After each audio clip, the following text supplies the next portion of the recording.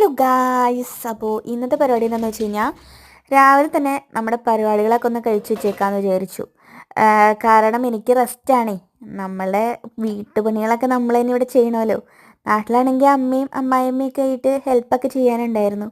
ഇവിടെ ഞാൻ തന്നെ ചെയ്യണം. പിന്നെ ജിഷ്ണോട്ടൻ ഉള്ളപ്പോൾ എനിക്ക് ഹെൽപ്പ് ചെയ്ത് തരും കേട്ടോ. അതിൽ ആൾക്ക് പ്രശ്നമൊന്നുമില്ല. അപ്പോൾ റെസ്റ്റ് എന്താണെന്ന് വെച്ച് കഴിഞ്ഞാൽ കാലുവേദന തുടങ്ങിയിട്ട് ഇപ്പോൾ 2 മാസത്തോളമായി. ഞാൻ നേരത്തെ നിങ്ങളോട് പറഞ്ഞിട്ടുണ്ടായിരുന്നു എനിക്ക് കാലുവേദനയൊക്കെ ആയിട്ട് ആകെ സീനായിട്ടുണ്ടെന്ന്. അപ്പോൾ ആ വേദന ഇതുവരെ മാറിയിട്ടില്ല. എന്താണെന്നുള്ളത് ഇതുവരെയും കണ്ടുപിടിച്ചിട്ടുമില്ല. അപ്പോൾ കഴിഞ്ഞ ദിവസം ഞാൻ ഡോക്ടറിനെ അപ്പോയിൻമെൻ്റ് ഒക്കെ എടുത്ത് ഡോക്ടറെ കണ്ടു. അപ്പോൾ ഡോക്ടർ ഒരു 10 ദിവസത്തേക്ക് എനിക്ക് റെസ്റ്റ് പറഞ്ഞിട്ടുണ്ട്. അപ്പോൾ 10 ദിവസം ഞാൻ വീട്ടിലാണ്. അങ്ങനെ രാവിലെ തന്നെ നമ്മുടെ പരിപാടികളൊക്കെ കഴിച്ചിട്ട് പിന്നെ പോയി റെസ്റ്റ് എടുക്കാമെന്ന് വിചാരിച്ചു. ഇല്ലേ പിന്നെ അത് ചെയ്യാനായിട്ട് ആരും വരത്തില്ലല്ലോ. എന്നാൽ പിന്നെ മാതാവിനെയൊക്കെ ഒന്ന് പോയി പ്രാർത്ഥിച്ചേച്ചും പണികളൊക്കെ സ്റ്റാർട്ട് ചെയ്യാമെന്ന് വിചാരിച്ചു.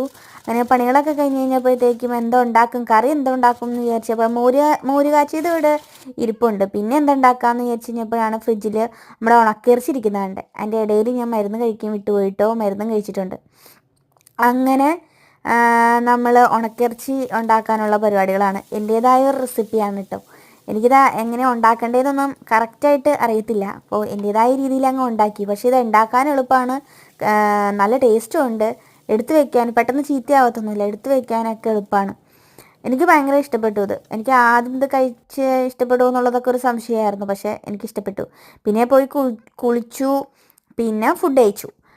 മോര് കാച്ചിയതും പൈനാപ്പിൾ ഇട്ട് മോര് കാച്ചിയതാട്ടോ അതും. പിന്നെ ഉണക്കിറച്ചിയെ കൂട്ടി ചോറുണ്ട് ഗൈസ്.